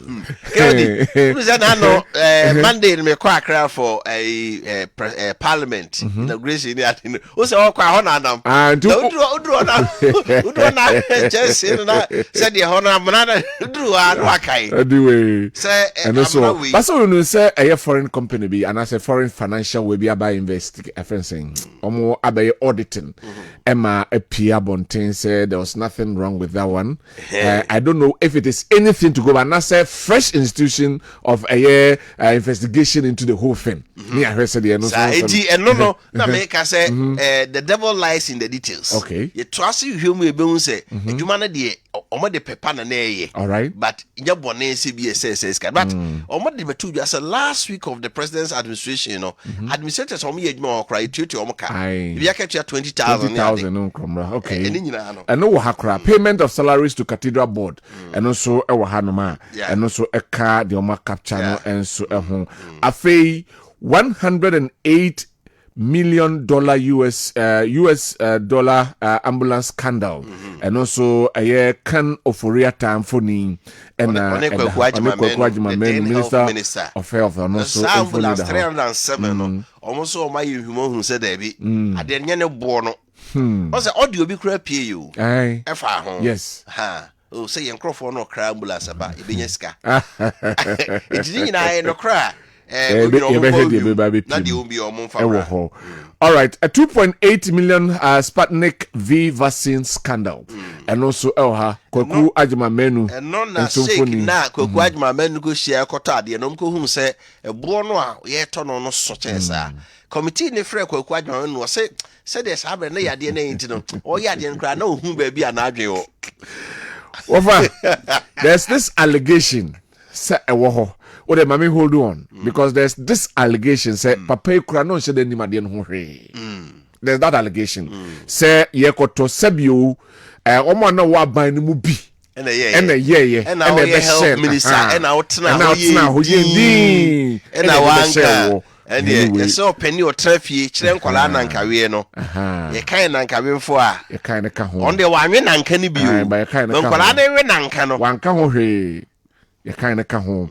Anyway, 21.3 billion COVID expenditure and also some and also Zoom lion for your fumigation ya dem so sike wure mu no na and also emudu pa till investigate all these things. COVID year in Sembebo COVID $130 million US frontier COVID testing scandal. We any company no more airport. Yes. Yeah, ba na o ma testo say and also sika omunya no sika no fa hen we nyina afei 222.7 million Bank of Ghana corporate office scandal. Corporate office no musi no eno ho ense Kodi down the papa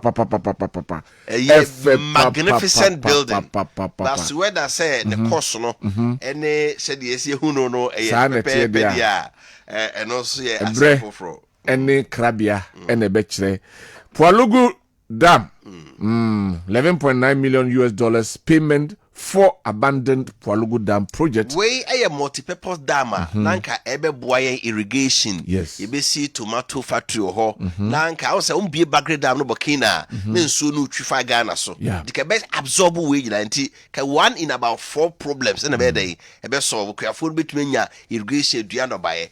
Ejuma no ye ntimi anye. Baye tua almost $12 million for feasibility studies. And also very him. And also say o be him. Wa fami enkomra. Ye go fa na domaba na ye ba na afei.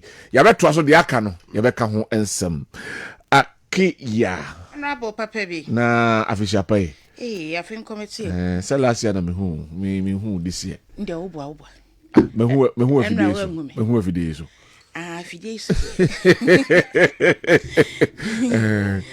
And if it is the good morning. And a good morning, we are both Susanna Pan. Who I meet, I feel a meet chatting now. Now, one whom me and no one whom me, dear, not surprise Ben our mammy. Baby means Rukura. So, both of you, Christmas Eve, of our Mantabunka, or Baka surprise it. The minimum. Yeah, dear Wako. Yet, ask ya. Ask me says to cry, say, many such a phone song. And see, one any scar crowd to me any gifts. I say, of our Tiana. You were doomed. So, if I'm found when I'm but you why? You know how the also catches will mean to me to the farmer now. I no so crowd. Motivation be and change a crash of attack. That be. Yeah, ma, I have funny for you, Nachi. About Kessben television so.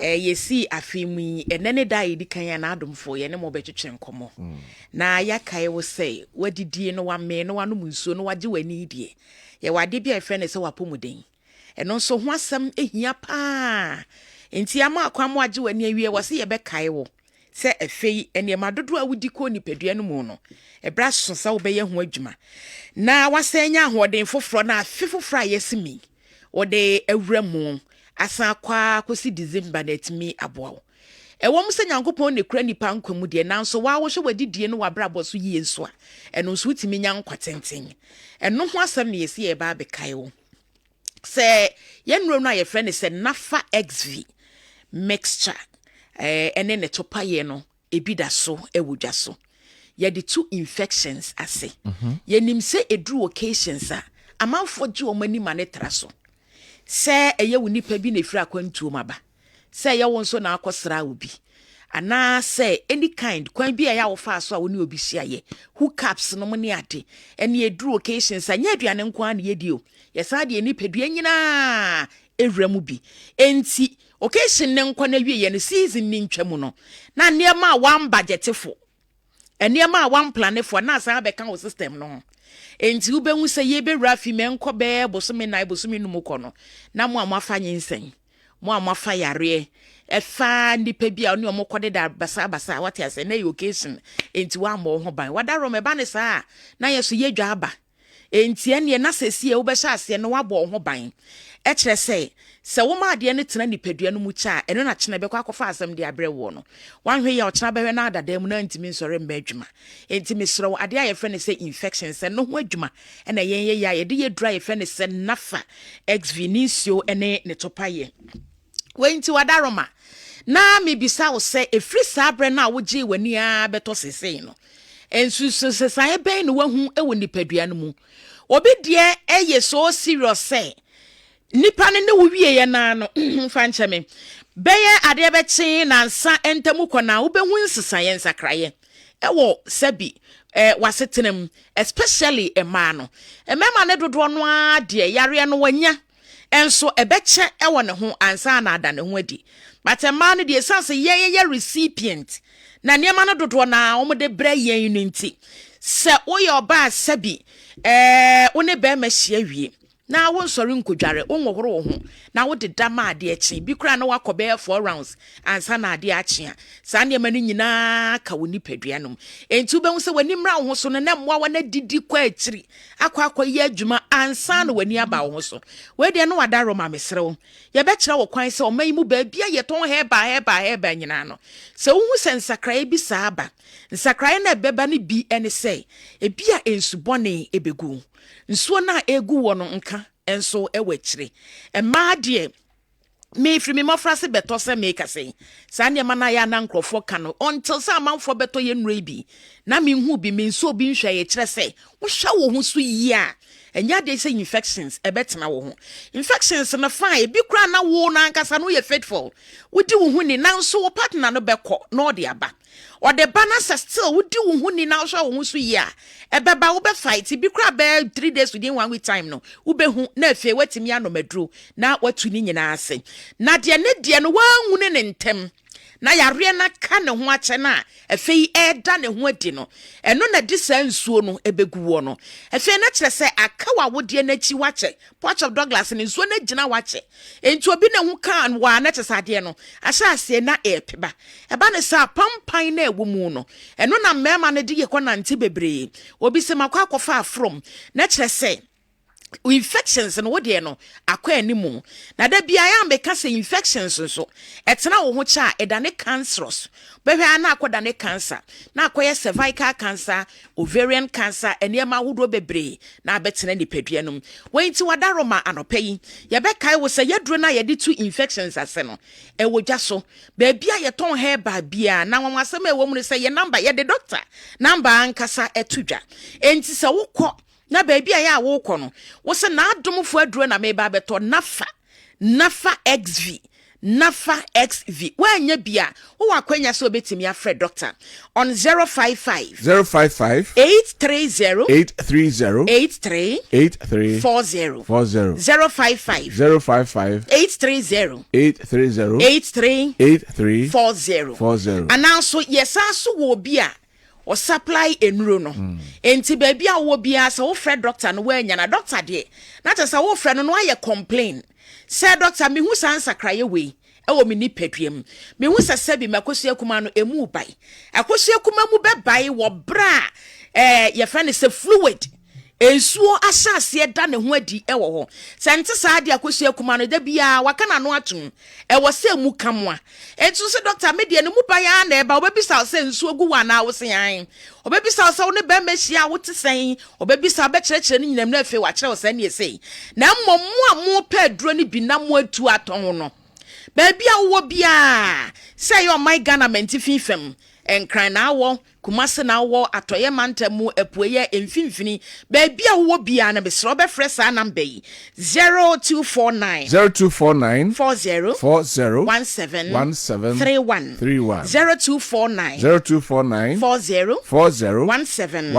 31 o fresh number yin so a yesre mo mo heba shops na moti yedro no nka na mo pe bia ton sa number we enso ne de be supply no e de amamo besro me kam na to wasum say infections ebe ni pedua no mu na wanko a ya wo long term effect ebetimi abetena wo so ewo ni pedua no ebi die ne se ma ne titiriw ene se obetimi afa afro akoda ne beba abonten no wadi form time a o develop no yare na ewo wo ni pedua no mu bi ekokan no enti akoda bi wo a omra na sofa eni ho kwada bi wo a omra no wafira nani akwada bi wo a omra na ne nan baako entimi amaye mesraw infections no na adoso ewo maame no woni peduam enti no ne ye effect ni bia wo ma ne tena wo so cha da chi obetimi dia ha akwada no eno susu da nchen a wa mu nso kra no etimi dia ni fraye ebrewo kire se mo ne be fra kosoro ombedi di pedua no manti effect ensunsan so boni a emo ne de be brewo no ya na ho asam ka no edoso pam emema no nso de no eba ne sa wo be hu se wananka first nanka wutimi badwuma pa mo ba ma wo mo piafo oba bia sa wo so de ne yi a osori a wo misa wo ya akonhoma kyerese wanka sa adwuma ya wo bone nani so dodo efe be hu se bedru brebi no na wakwan so kro no ebi kra 60 seconds kra wuntumi ni sa de no so de very disastrous say wagigi oba na wakura no maso ni mu antu onim se fe de akanyina wo bepia na ade ama no ba be woso na ma ne ho asisi ne ho so wo se mani 60 seconds me na me sene no wo wie ya tim kaja wo na ada ho no da bi me srew enam asam da bia me kasa nyankopon ade bia ya oboye bia no wo se ye enti nam asam se wutimi satisfy obayi a ehunhia pa na wo de na ekoba ne se sia petre wo se ma wie me pa cho wa ba ne sa wo sore kwa adwuma so oba ne ye obi a wo ma adwuma da bia te se ye nom ya obi be kwa akwasi akiri na be nso ba wati sky na ho ade no woni obi na eware wo yire no wenti wadaroma obetie ma asemi na be ma wo nso waye wo ho adwuma yie pa afi yese meme oba na me ka kire wo yempe de hinhamu yempe nkete no yempe de wo de prepre mu no da bi eba ne sa wo eya wo sa wo bo adwuma pa but yenya ye ne wo di sa agro no yempe no bi enti wadaroma se first no wo ma me hwa wo wie sese mo ne ade wa de no first na nke mu oduro sese mo na emoa twia na atwikom fo wa na afo wa mesrew woni oba ne wie a obi baba besie kire yempe no yepede yemu ma wati ase enti we meboa wo ai enye se bia video so na mabetena ena akua mi dwa manum ano papa na me ka se meboa wo se de be ya wo girlfriend na wo bo no heka no oba na waware no waye ne ho ade no onko a ubetimi atena ne ho enti be hu se wakwan so kro no aye ntiem efe wa ho de ya bafom be ma wodua no aye mre amwa kom se de America no amesro ye number no nego afidie no so no obefre doctor 0558 3830 40 0558 yeah 308340 ananso baby a wona wo pebie to aton no message ye number isu bio 0249 40 17 1 into be fresh numbers in anadom yen right friend is nafa xv ye woni nsuo ene ne topa ye mesro mamu nche na be ma won so bo adwuma yie na japade bi wo ma ye de ama ye da si akua Yadasi. Anyway, yaba na fe yahwe oro no yahwe na fe yaba lamentation Maya. Your kind lamentation na. Anyway, ono de ode eba say I don't think the president can do anything about the appointments of the judiciary. If that person is not an MPP person, is an NDC person. So we leave that one for the president anyway. Also the other by Musabato Kumasi Asanwasi say instead of commending President Mahama for his bold steps and visionary leadership, some critics have begun their needless and unwarranted criticisms. His first set of ministerial appointments clearly demonstrates his determination to reset Ghana on a path of progress. He is prioritizing urgent issues like addressing the Dumso crisis inherited from the Kufuor Bawumia administration. Certain Ghana has indeed taken off. All right. Kyode, please, so you don't talk about you don't talk about Galamsey issues, but it's very important and it's also one of the key things people are voted against the MPP government, because Kwaku Boahen said that John Mahama has given him money to sponsor Galamsey boys from Sewa, Sunyani, and Odiwe, and so there. People are started paying their university fees. So, Mr. Host, do you think vice chancellors will sit down for these promises?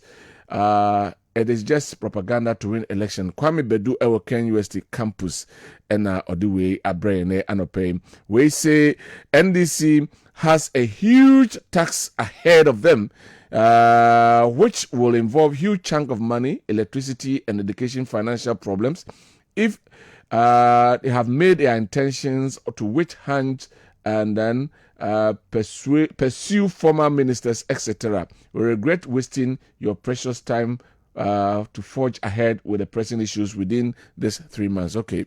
Also, Edia Odiabova. Orano, Yentwaswe. Now, Yamu Bosunafi, after this, what next? After the oral, what next? Meaning, say, Joyce Muktari Bawa, Ababonte, the Abatuja say, immediately the Attorney General is, friends appointed, no? Or no ejuma and yet if someone president say obey operationalizing. So where operation recover loot no and but when ye interim committee, okay, it's attending na take over na yegu committee na ora ne de e operation e to so obey na juma so the ne de ba mutare kind difference anyway ba na person say committee na omo yes ejuma no they are doing that pending the confirmation of the Attorney General. Because Attorney General and a bit my prosecution. Right. Just one that 2 mean what the mobi say be a special prosecutor koye. It is no person say could you tabla kwane batin people no omo adwuma no nyina omo ye nyina abawie e bra Attorney General committee na nra omo release way says so far. Okay. And yeni. All right. Now he be going for vetting from next week. We are constitute appointment vetting committee. They confirming we are. Then they hand over everything. Do you believe, say, per the political way say just political talk, propaganda, because there have been issues since the 1992 constitution, by especially from 2000, issues of where are you way. So you be maybe a nipa bakum you be pet and it is on by no so you hear mono. Nipa mi nu pen na edis ka. Asema na kake odi beka. Nti de mo ye nyina. Said you, sir. Okay. You beka ne bebre. Anyway. So anyway, but for the next 4 years, no, you who be prosecution bia found. All right. If the MPP for the IAK, also that case in the Bebreu. Was saying and secure conviction. 8 years. Yes. And then 4 years. Yes. Mahama has 4 years. By 8 NPP 8 years. No, how many?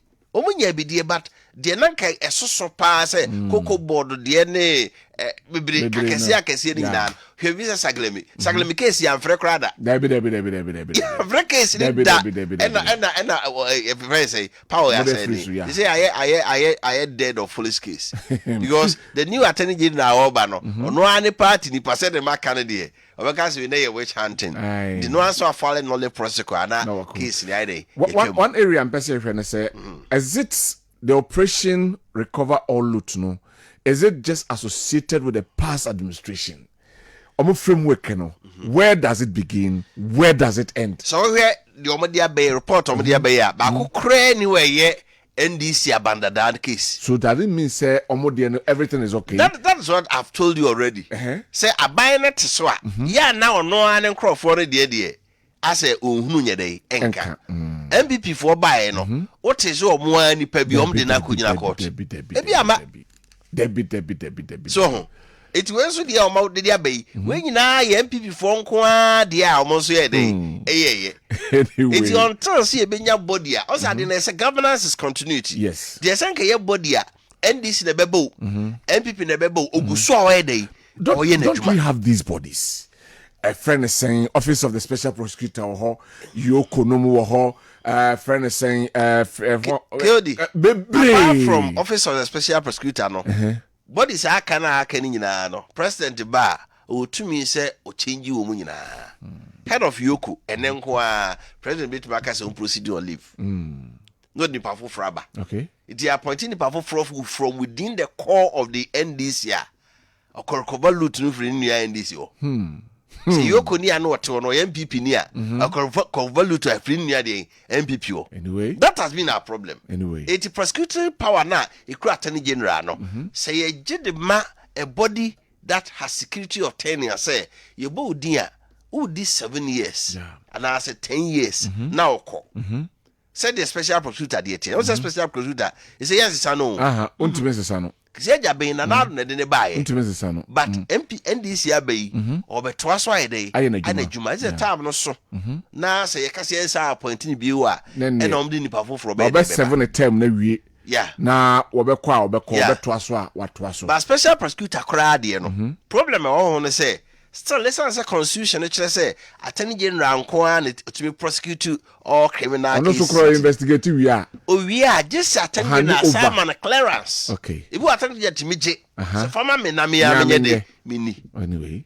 This said you ma kwai say wo ato aso na ye no e na otumi ye. All right. So the basa na ye kwa side but can no say independent prosecutor. Bebe ye special prosecutor. It just ya amend this amra no.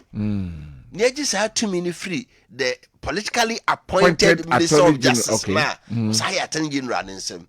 That is why we will be able to fight corruption seriously. And yes, our party Yedi agro. To we no, manenyo nwa se ni nyina. O se ejapa de ha. Ejapa de na beto so no. $12 million ejapa pay off. And also ewo ho. Government spent 12 million on suspended ejapa royalties deal. And also ewo ho. And illegal printing of 80 billion by Bank of Ghana. And also anyway, what I'm saying more 190 million PDS scandal. So can PDS am moya emergency am take over electricity no bana honso samo ho epiem e wo ha. Kaya ye nanka ye hu se bia nka eye skyway no so ka ho, skytrain no so ka ho. Skytrain ka ho. Na ke hu eye friend is saying Hub City no and no Skytrain that's $2 million. $2 million. Anyway, this is feasibility, so I'm that's right. Enti ensanu mu emu enti yentwen time interesting times ahead. But for my friends saying last comment na for me ahoma no emra na tifo so emra me remu kakra ye ne mudi nkomo ache. Minti your last comment on this nyeme ho any president awasumi office nyina ansana makwati fro. Se obi Ghana Mexico de man no adwuna kogu ne nsem okwan boni bi so a yenkopɛ ne enyimra. But it should not be political witch hunting. Offer chirimo yaka political witch hunting and the say ye opposing political party ntino. Na be bia ni baby akora na ohwe no. If there is a witch hunt him. Say hunt no. Okay, hunt her. Which day? Okay. Say enye bibia say ni ho de a yentua ni yedey. Ensio biso. Both parties no accuse omo yonko. 2 minutes dane ya. Hey, Dr. Opuni na ya chiwe na mo hante omo sa. Say adani e be say hu e bi say ya. But ade ba akwa me de say Ghana you have a very good legal system. The legal system here no very strong, robust. And yes sir. Alaji said we are going to liquid fertilizer case the buy no. Say a good legal system. Case travel for about 7 years. Yeah. Because almost solid lawyers who knows the legal process. If the attorney general say I was they go to court. My judge no be the nowhere near me. And nanke so retirement. And Chief Justice man 6 months. 6 months also na still judge for Friday. Eba. Opposition party omatimi fight the state machinery for a period of about 7 years. This show that we have a robust legal system. So nimra no nko ade a obehwe se mra be dey yema saade na anya dey ento aso se mra ye adwuma a ade ba ko protect oman yema oman ni nya bambo ni asomdwe ni se minim se mra ye adwuma a se oye mampani kura wontumi nye dey esimi itina mampani yi auditor general di no case ne call ya Supreme Court be kan say ade a mampani ye no na ye wrong. The only thing is say Omotchema Domelovo time expire. Inti judgment no nya no amfa so bia dey ama. But your my asamre ye djuma your case bet ma traveler from the lower court to high court to court of appeal to Supreme Court and even for a review. Now they want to see bia ya kama wa. It shows say Ghana. What I can say parliamentary a year by the way idea by Mandamu so MP before Koje or High Court. A course Supreme Court there wasn't a charge justice. The most uncle no more hearing. Omo ko any more hearing. And no lose ye. Omo ka so omo ko appeal. Say ya so omo in. Case as a uwa you go wa I say bu abeka bonten. But so lawyer ko tra dem na tra say you say there be. It doesn't hold water. You ever reach Japan at a force day? Yeah. Say, I think I saw Odbeko Supreme Court. Because he's saying, so, 80 Lemre ye Juma. Right. And no ma ubitia bonting or maybe sooner or bagana by ye Juma. Utumusa or my way, dear. And Maria Juma. Sabai di far court to catch us away day. Would for. Right. And as I also need di far court to bed day or be catcher. The country baby who and yet sao. Country baby who a bike case could be a buy the dibim. Yeah. But Ghana the end of the day, in your bisa. Farage Japan case, no, we follow pa because international and commercial lawyer baby. Yeah, because a area and the more minor businesses be a business transaction will be by a Ghana honey a dinano who saw ba and Rabba. And the way that case was adjudicated, natural say.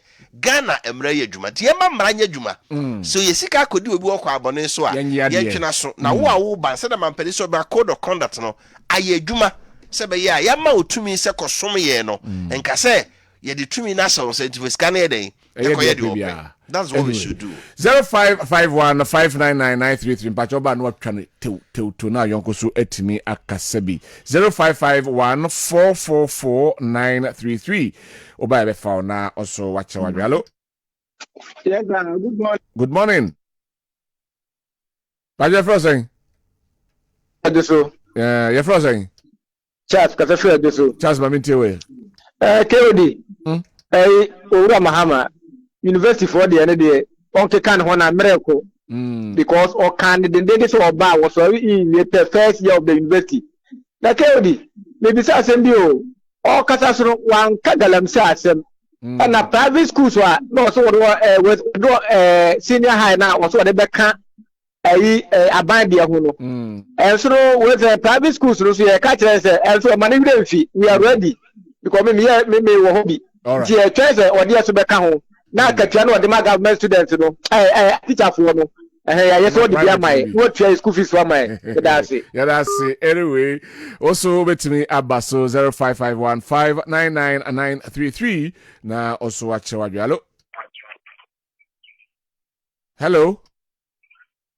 Hello. Yes, I'm back. Yes, I meant you on TV. So I did tell me what I about to make a why. I don't know. What happened to you? No, you're past you. Yeah. Mammy too. I'm cooking shiro on your case. Amen. Samodinu Kokwapia. One with God is more than majority. I'm cooking shiro papa. Sorry. Promise upon promise. Former President Mahama, President of the Republic of Ghana. to forcing Ghana for atiasie na omudi nam campaign koko for ye de kwam no ne aye 100 million ade ne yeba Ghana ha ebeji koko for ne ama 30 million omudi omubeba no more be tio omuka 60 something million into air fast koko for promise now promise Ghana for no Ghana for some train for 120 days. Which means 4 months, Rana, Jody. 4 months, no. 4 months. Yes, and Ghanaians for train. Promise now, Mukasa, and we discover more headmasters. And a cocoa toy can on my school for no. Oh, so what you say, a buy me corner, on my class force cassette, or Mukoto and Markola, and scan for him. Yeah, yeah, Subo for former president, about 1 million. You did a train. Schools now can say, or the private school now, the Ghana Education Service. I'm what you are secretary. Nina, you train. Let's and teachers training allowance now, so on cancel no. Nina, you train. So, may I say, thank you very much. But me young in the street, me yes, so can so be to a private school teachers and Asanoka, or say, or the umbe free teachers, or the umbe. But as to say, I say, on another teachers, what do I come on there? So, two teachers. Anyway, hello. Yes, sir. Well, good morning. Good morning. Your first opening. And from my fear, the Mekasefra Boakwa. Maminti opening. Omampani Mahama. And the Oshe Ebobibri Etre. Na sa Obayano. Oh, my grandpa, no, what there's Ora. So, Movifisk Kasemu. And Timo, my excuse say. Obayano won't change TB and this man. Economity of a Kofiatano, very good editor. Master, who can say about what the Kwabena teacher for now? They say, what me is our office, it's a Ghana 2 million crowd. Who majority seat in parliament, they have to go to me. And you said that what me at or I say, or one refer, I'm not putting a also in. One make it was a man, as Chris, they are yesterday. What me at or idea. 1 year, the money we are now on place, come a teacher for now, and I tell your man was school. Yan test how you have been. The time is walk around Puna, a common dinner and teaching for the liberal schools now, daddy. And I like to attempt to the yes, I know a maninka. Since 2016, and I could for a better national. Some of the backlog in the Madio. Or catch Ghana for say, or my penny or this year. They could for say, or Betty into 160. And Tia Serrano, they say 2 million crown. What Mr. Check, what you did here, Panacho, Abambabe, a brand new parliament is key a good bottom. Na omo market parliament no na afenya market de nia bre Dankwah school se mo yan kan wase me ka budget wase no na bamba be so na ya Ghana nyina kura no to the key na good bottom enti dia ise bia no onfa so bo mo ne krofo na right yeah that say you make the last one afi yen sorry jumedi no so na yen call 0551599933 the last one is in. Hello good morning sir what you from saying. The family is something to make a assessment. Maminti way. I said,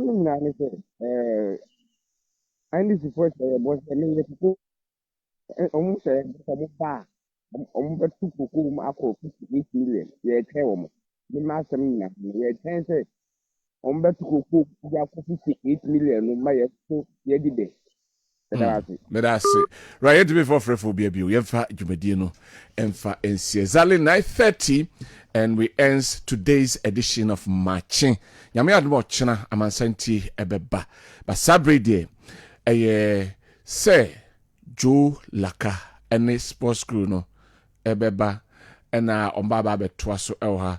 Now, my mensensi Sudia, Bew, Esse, and Nay, what do any chim, our majority. Caucus our parliamentar Mahama Ayarega yesensi sudua ebio se Mahama Ayarega ena yebetimi adiensa esiebo se obeye majority leader our parliament Mahama Ayarega na fe honorable Mutaka Mubarak abeye deputy majority leader enso our parliament we yediensa siebo na yaka medin ede Kwabena owusu Dankwah Wafa Kofi Apia wotenenka yesore so yaka se ekua piesie asare bedi akon ena dwumedie nyina ni metri esi ena yede ebremo nyame ya adom no ode odom edom ya yɛbɛsan ahyia bio yakra mo ene anɔpɛ yi bye bye